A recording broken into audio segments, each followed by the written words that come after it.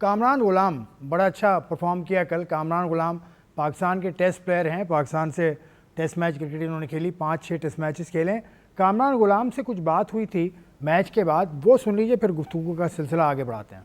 ऐसे कोई बात तो किसी के साथ नहीं हुई। मेरा बस यही होता है कि अपना 110% दूँ, चाहे जोन सा भी टूर्नामेंट हो, जोन सा भी होता है। मेरा एक हैबिट बना हुआ है अल्हम्दुलिल्लाह। जब भी कोई टूर्नामेंट होता है तो टॉप 3 में तो मैं अल्हम्दुलिल्लाह फिनिश करता हूँ। बस मेरा यही माइंड सेट होता है कि जोन सा भी टूर्नामेंट हो उसमें मैं अपना 110% दूँ और अच्छे से अच्छा करूँ अपनी टीम के लिए। हाँ जी, जाहिर सी बात है, बंदा थोड़ा होता है, डिसर्ट तो होता है, पर मेरा काम ये नहीं है। मेरा काम यही है कि अपना जिस तरह मेरा कैरियर का स्टार्ट से अगर आप उठा के देख लो, मेरे ज़्यादा फोकस इसी पे होता है कि जो टूर्नामेंट आ रहे हैं उसको टॉप करो, जो भी कुछ हो रहा है अपना 110% दूँ, और बाकी सेलेक्टरों का काम है जो उसको अच्छा लगे बस वही। सिलेक्टरों का काम है, जो उनको अच्छा लगे वो तो 110% अपना देंगे। कामरान गुलाम टॉप ऑर्डर बैटर हैं, तो ये टीम में नहीं आ पाते या स्क्वाड में नहीं आ पाते या कैंप में नहीं आ पाते जो अनाउंस हुआ, क्या वजह है? यही हैरानगी होती है कि आप ज़्यादा पुरानी बात नहीं है, बाबर आजम की जब फॉर्म नहीं थी, ये खेले भी, परफॉर्म भी किया, और उसके बाद फिर बिल्कुल फेड आउट। अब आप देखें इस कैंप के अंदर जो मैं भी लिस्ट निकाल रहा था, तो कामरान गुलाम, हसीब हैं, इरफान यादी, अरशद इकबाल नहीं हैं, अब्बास आफरीदी नहीं हैं, जिनको आपने मतलब T20 में बिल्कुल ही इस तरह से हम बात करें, लेकिन हाँ।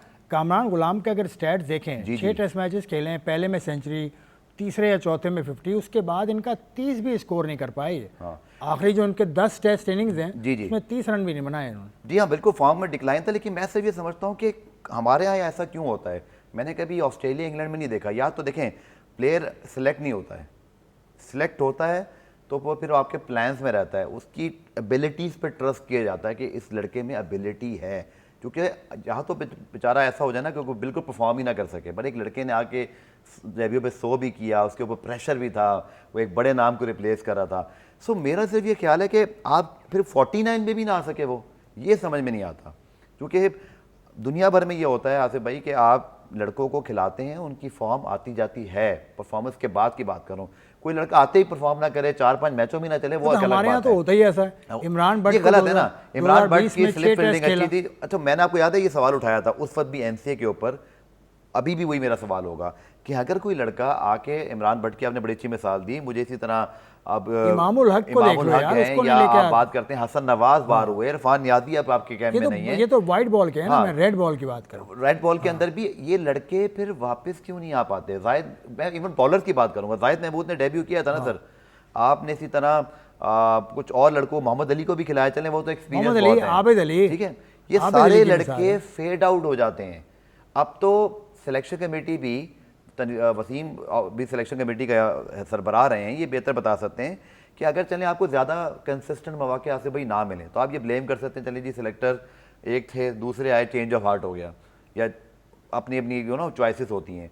बट अब तो सिलेक्शन कमेटी भी एक तरह से आपके चंद मेंबरान तो कंसिस्टेंट चल रहे हैं ना, ठीक है। तो फिर ये लड़के 49 से भी कैसे आउट हो जाते हैं? ये लड़कों के साथ बैंक में ज्यादती है, और दूसरा इनका गेम डेवलप भी हो पाएगा। 49 लड़कों में आप जो वसीम ने उठाया था नुक्ता कि ख्वाजा नाफे विकेट कीपर है या नहीं है, मुझे नहीं पता। विकेट कीपिंग उसने खुद कहा था कि उसको कहा गया है कि विकेट कीपिंग करें, तो किस तरह से वो आ जाते हैं? और भी लड़के हैं आसिफ भाई, इसमें आपको याद है, मैं उस सिस्टम का बड़ा हामी हूँ जो आपके कोचेस थे डोमेस्टिक के, जिसमें वसीम भी उसका हिस्सा थे। इसलिए नहीं वसीम बैठे सब तारीफ कर रहे हैं, मुझे वो इसलिए अच्छा लगा था सिस्टम कि आपके डोमेस्टिक और आपका जो इंटरनेशनल है वो लिंक हुआ था, लगता था सिंक्ड हुआ है।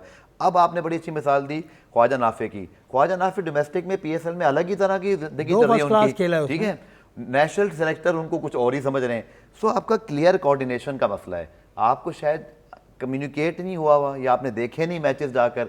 अगर वो पांच कोचेस जो कि सिलेक्टर्स भी हैं और वो डिसीजन मेकिंग कर रहे हैं, they are in a very better position, ये मेरी राय है। इससे मिसबा है ऐसा आदमी जो एक टीम के हेड कोच भी हैं या टीम के मेंटोर भी हैं SNGPL के, ठीक, और वो पूरे सीजन देखते हैं। वो उस सेटअप में तो सब मौजूद थे ना भाई। उसमें ये बात थी कि फिर कोई चीज़ आप उसमें मतलब एक तरह से आप कह लीजिए अकाउंटेबिलिटी भी हो जाती है कि जी ये सब ने फैसला किया है। ये एक कोच आएगा ना, फिर वो बात नहीं बनती है, बाकी कोचेस नहीं है। तो ये लड़के पे 49 में भी ना आए, और फिर कोई ऐसा लड़का, जैसे मैं बात करता हूँ अब्बास हफीदी का, अभी भी T20 रिकॉर्ड आप उठा के देख लें, इट इज़ फिनोमिनल। वो लड़का बहुत अच्छा परफॉर्मेंस कर रहा था, लेकिन उसने फिर आपको बैटिंग में भी ग्लिम्स दिखाए।